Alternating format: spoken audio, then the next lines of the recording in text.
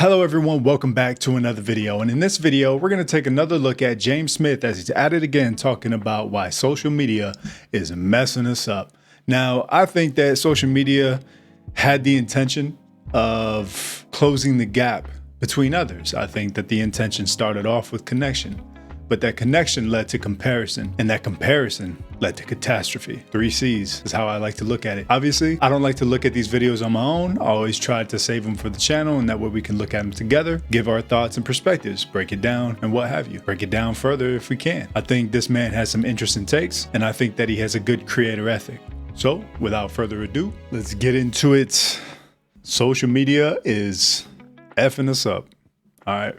I bet you don't even realize the impact that social media has on your perception of the world and how you see it on a daily basis. From what we eat, how we see our bodies, our sex lives, unreal expectations, and even the chances of being bitten by a shark in the sea next time you visit Australia. According to social media, Hasbulla and I are secretly best friends. I'm going to explain the 6 biggest issues that I see when it comes to social media and some of the things that we can do proactively to stop them ruining our lives. Number 1.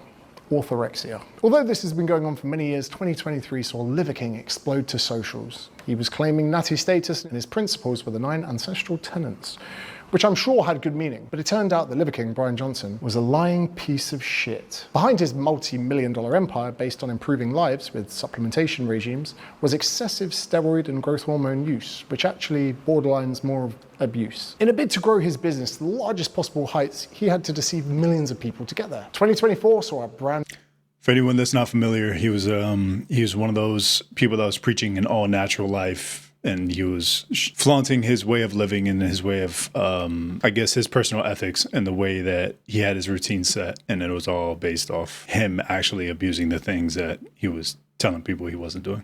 New meme page. Eddie Abu. Like Liver King, people flock to something that must be novel, that must be superior to just exercising more and having a more balanced diet. The more crazy, the more insane the character is, the more we just cannot resist flocking to that rather than just sensible advice that's backed by science. And in the space of a year, we went from eating testicles and living primal to labeling the majority of foods as shit and abolishing anything that isn't meat and eggs as being terrible for your health. You may even recall that Eddie Abu recently said that if you're depressed, it's because of your diet. So if you're out there on antidepressants and you're thinking about ending it all, just eat meat and eggs. According to Eddie, depression is all diet-based. Not only that, you'll also recall that last week, Eddie made a point that you shouldn't. To be fair, the gut has a lot to do with mental health, though. Not to that extent. I'm not trying to say that this man is right, but I'm gonna tell you like this: gut and sleep are probably the pinnacle of a lot of explanations of your anatomy. Be tired in your 20s. So for any of you NHS workers that are doing night shifts and doing research microbiomes, the effects of microbiomes on your personal health. Homework. Nowadays, just eat better, you idiots. Thanks, Eddie. Carnivores have actually been doing this for years, but Eddie's found a knack of doing it in a more viral way. Eddie comes from a background of extreme drug abuse as a very high-end bodybuilder, and I'll tip my hat to Eddie. And even though he was taking grams of gear a week and probably shortened his life by decades, he was good at that. But someone that bodybuilds to that level and gets in them skimpy underwear to tense on stage to impress another bunch of blokes, they crave some sort of attention. So you must ask yourself, are these values that Eddie, purports true to his beliefs, or like Liver King, is this a ploy to grow his financial position to the best position possible? Because it's estimated that Eddie's making over £50,000 a month educating people in subjects that are not backed by science. He even insists that the insulin hypothesis, which has been debunked a lot, numerous times, with a plethora of studies, that insulin is the driver of weight gain, and that if you want to lose weight, you need to control your insulin, not your calories. He debunks energy balance. He actually disputes that calories are not even a thing. Eddie goes head to head with thermodynamics, and there are millions of people that back him because they're idiots. Now, I get that Eddie's message is backed by well-meaning, but so is Liver King's. And I'm sure that thousands of lives, maybe even millions of lives, are better off with his content. They're probably eating better. They're probably having less ultra-processed foods, which has always been the main principle of what I preach: to improve your diet, exercise more, and lose fat. My biggest gripe with Eddie is this: he seems to say that diet is everything. But I'd say there are 3 tiers that we need to prioritize when it comes to improving our health. So this kind of goes into that narcissistic practices that we're talking about in my last video. For anyone that's not familiar, because they only look at the React content, I make content of my own. Although it's not as popular as the React meta or the fact that I review videos and things of that nature. But it was something that I definitely went into, and in that video I showed the outcomes of narcissistic practices and basically the reasons why narcissism on the consumers is so effective. And the one of the best things that can captivate on that is charisma. If someone is very charismatic, they know how to sell a product, and they're not there for your best interest. And the emphasis of the video was the podcast trap. In other words, people bullshitting out of their ass in order to get attention and get popularity, and based off the controversy that they can stir the most in order to achieve attention. And then with that attention, gain more popularity on the basis of becoming more financially settled, and not on the basis of helping people, or not even having that as part of their foundation for their motivations. And it was kind of like the two people that he was talking about, basically people trying to be as charismatic as possible, be as obnoxious as possible, and you will get famous. It's essentially the older version of like the TikTok stunts that you see in the world. It's basically the same thing to me. I mean, just comment in the comment section if you agree or if you disagree. Cardiovascular fitness, the amount of fat we have, the quality of our diet. Whereas Eddie just focuses on one.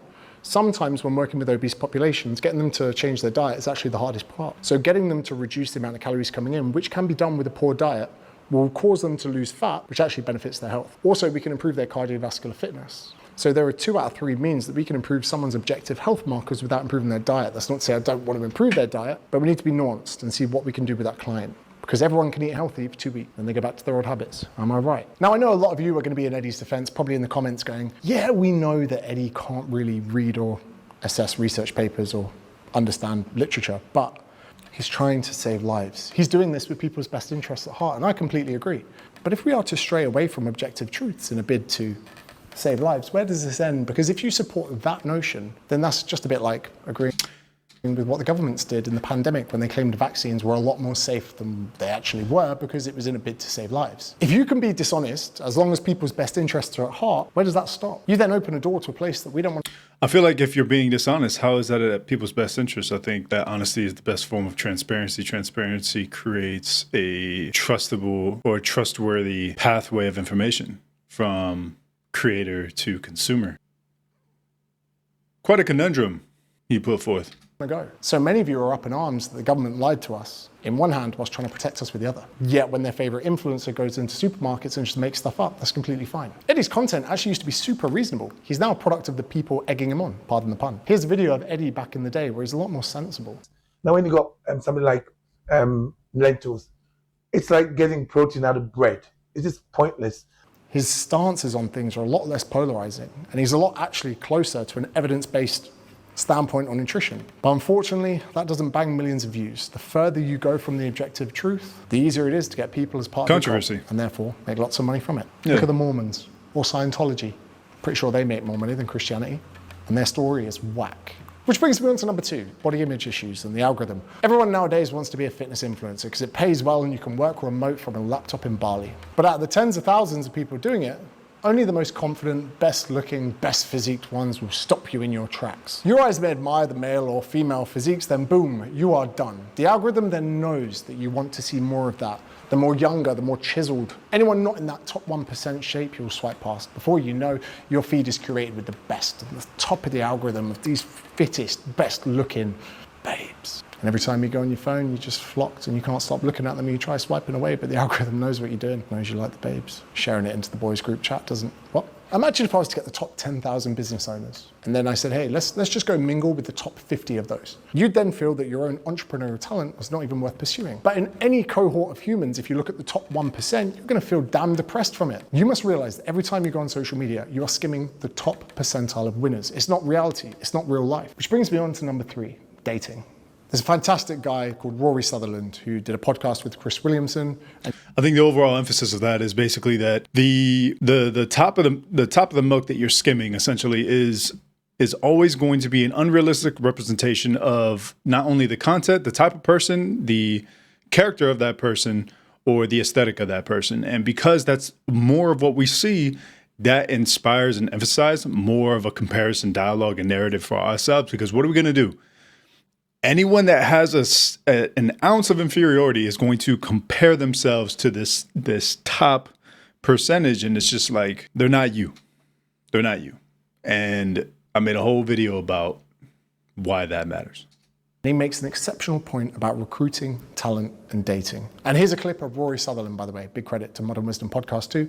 I know I'm business partner with Chris, but his guests have been exceptional recently. I don't think a still photograph and a few words of text in any way I think Chris is a phenomenal content creator. proxy for who you might forge a long-term relationship with. Rory makes a fantastic point that when you're recruiting an HR department, often won't see anyone who on their CV doesn't have a 2-1 and above, which is a grade at university. And the issue with that is there is a lot of talent out there that just didn't want to go to university or that didn't get a 2-1, myself included. I flunked out in my first year because I just hated it. Doesn't mean I'm not intelligent or I'm not capable. My multiple businesses should be credit to that. Just because I don't want to sit in a room for an hour and a half and recite boring topics of medicine through time and scribble it on bits of paper doesn't mean I'm stupid. So it's kind of ridiculous that people hiring graduates for their first job would overlook the majority of people, not to mention the amount of men going to university is massively dropping. If you only set a 2-1 as a prerequisite for hiring, you're going to leave a lot of talent on the table. And if all recruiters are all looking for the same 2-1 and above, loads of talent doesn't get a look in, the rest of the talent is all being fought over. And we see the same issues with dating. So a big component to the academic side of things is that those with high IQ, and because a lot of people want to say that higher forms of education is synonymous to it's synonymous to intelligence when it's not. The one thing that I learned and something that the research proves is people with high IQ often do the worst in their beginning semesters of college because they don't get challenged enough through their grade schools, or like middle school, high school, in those areas to ever learn a genuine form of studying and retaining information because they conduct themselves on such a plain existence of the things that naturally make sense without having to think about it. So in other words, just naturally high intuitive thinking and critical thinking. Because they're able to accomplish that so much, by the time they get to college without any form of like, oh, I actually needed to set routines and patterns in order to retain information, they get there where they have to because it's so much more. And the bulkiness of the information does vastly increase. They literally have to work from the ground up on how to study in order to succeed. And that's more often than not why people with high IQ often have the most trouble with school initially because they didn't know how to, they didn't require those skills yet until they were genuinely challenged, not by the kind of information, but by how much they had to retain. And this again is Rory's point.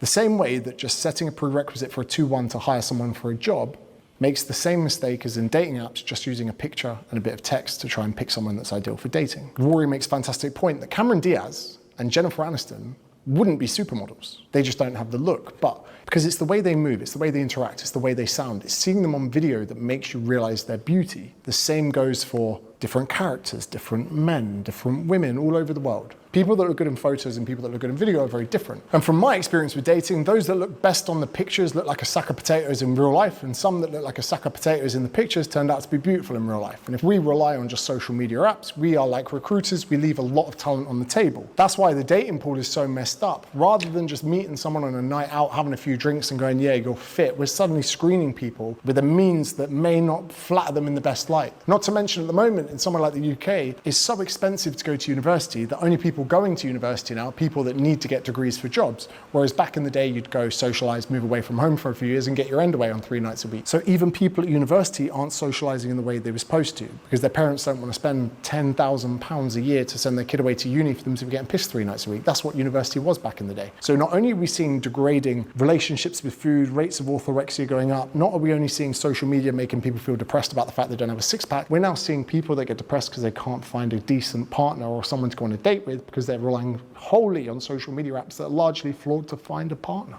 It's very important that you're proactive in person, that you find good talent. Which brings me on to number 4, anabolic steroids. Alan Richardson portrays the character in Reacher, and I like Alan Richardson. I think he's a dreamy bloke. I watched the first 2 episodes, and let me tell you this, I could not stop looking at his muscles and his hairline. You seen Jack Reacher? Not seen him? No, who it is? I've seen it. Well, what do you do with your life? Crypto, you fucking waste, man. This guy's 40. He's jacked. And he's got a perfect hairline. So I'm like, look, I know I didn't know he was 40 years old. That's wild. So how are you keeping that immaculate hairline whilst running tests? How is this fair? He's been an actor for like 10 years, and this guy is top percentile genetics. But the second this guy goes on a few hundred milligrams of test a week, boom! Men's Health want him on the front cover. What does that say? That you can be an elite man, look in a great way. The guy's like 6'2", very good looking, immaculate, but stick the guy on a bit of test, Men's Health go, now we are ready to have you to depict what fitness is to the people. Let me get the cover out. That guy. And this is the thing, it says, fit at any age, more muscle, more energy in every decade of your life. Jacked reacher finally gets huge. You got young dudes looking at this guy as aspiration. You're in the gym slaying it day in, day out, trying to be the best version of yourself. And you've got a living, breathing encapsulation that if you were to just add testosterone to your life and pin yourself forever, your career could take off.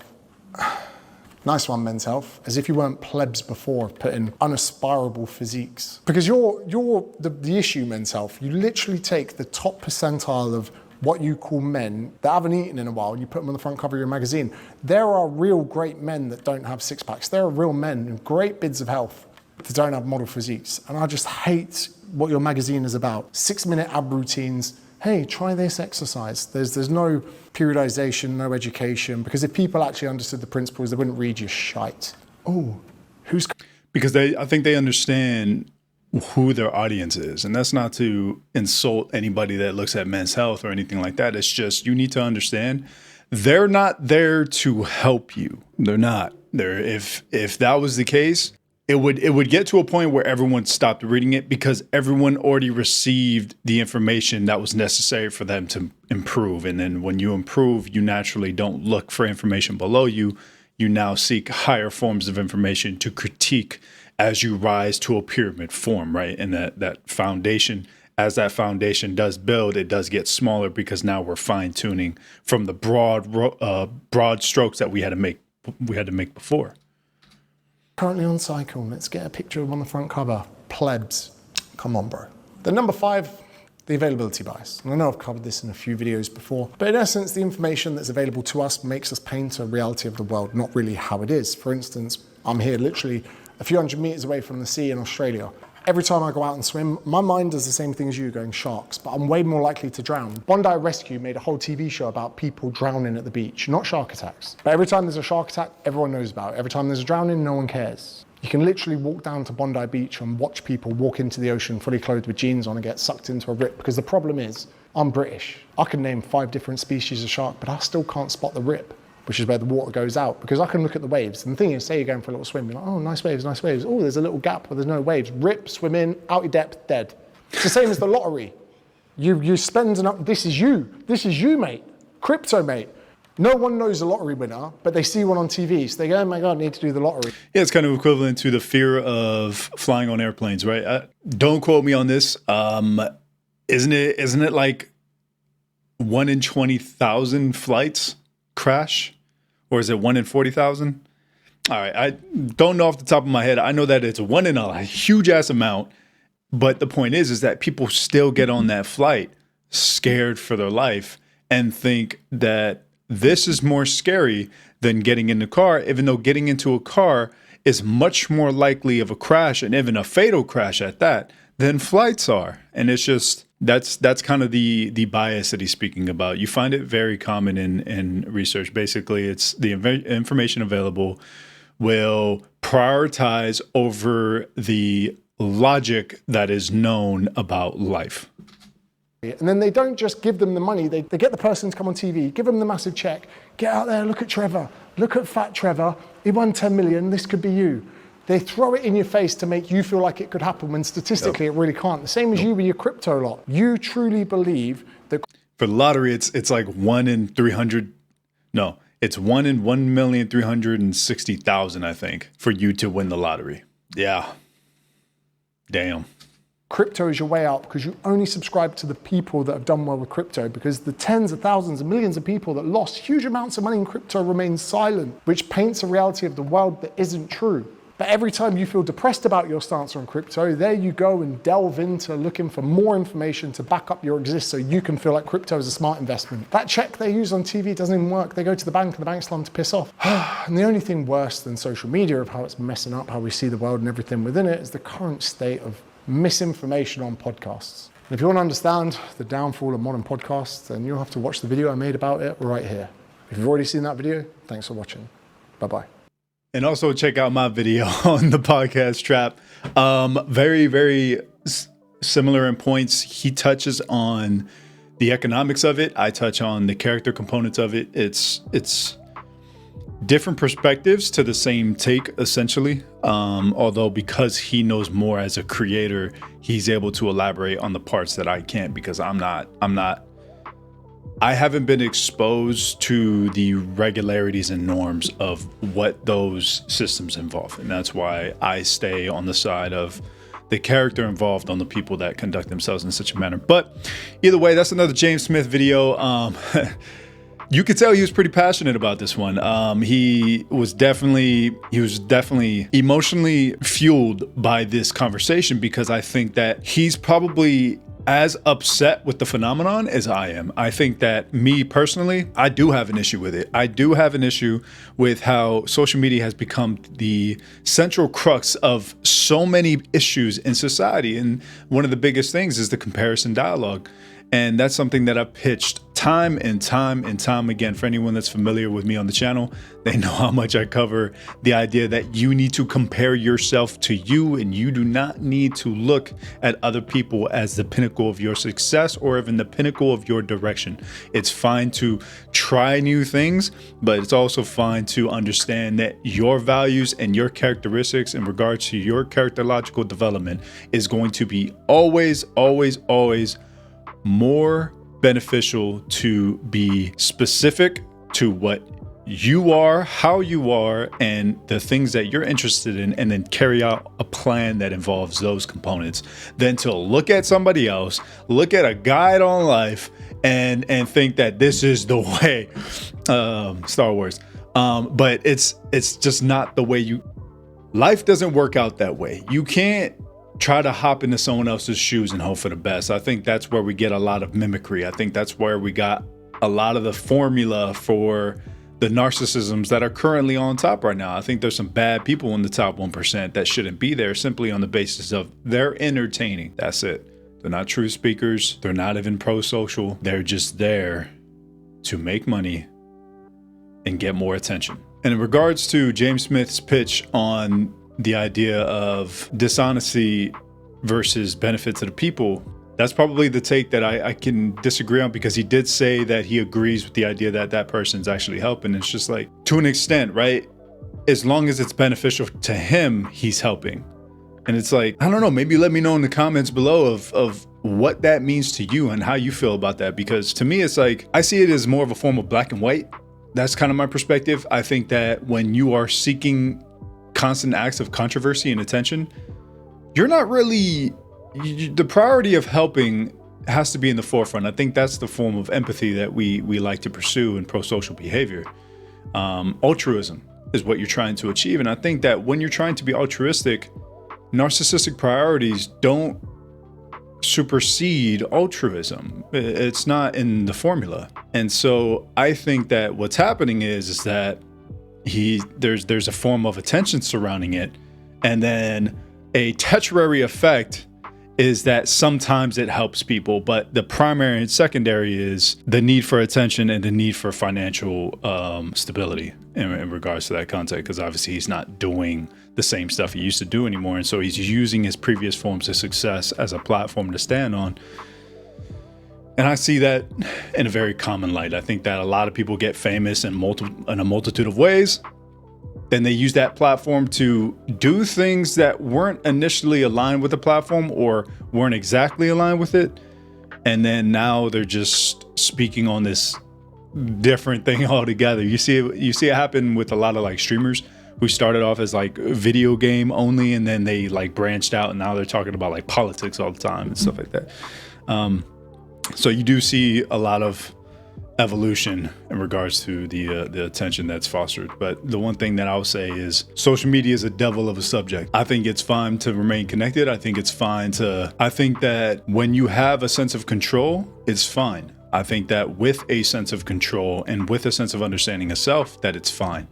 But I think that if there's gaps and neglect in your life, whether it's conscious or not, there's going to be a negative outcome to that constant exposure of that top 1%. And I think that that can pose a lot of problems for people that have insecurities and things of that nature. And I think that it's harder to quit something that you have used for so long. And so telling people, hey, get off social media, easy, might be an easy answer for some, but it might not be for others, because for others, maybe it's so integrated into their routine that that is one of the things that keeps them afloat, even though it's not a good thing.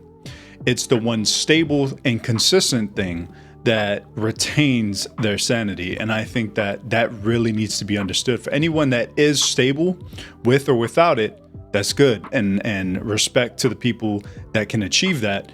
But you also need to understand that not everybody is in that position. And some people have this as one of their legs to stand on because nothing else is going well. Nothing else is consistent. Nothing else is an escape.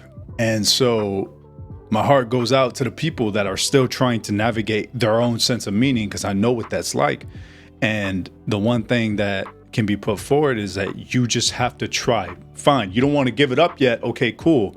But learn who you are without it. Learn who you are and isolate who you are between what this monstrosity is and what you allowed it to be. And then start to separate that integration so that way you know you are this thing, whether it's here or not. And then the more you isolate, not necessarily your soul from people, but the value of you from things that aren't you, the more you start to realize what you actually need.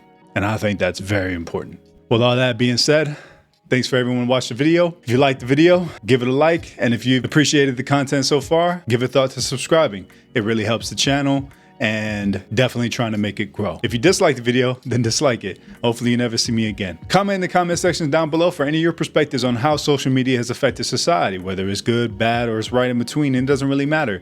Everyone has their thoughts and perspectives, and I'm always willing to talk about any of it with anyone. So thanks again, and I'll go ahead, see you next time.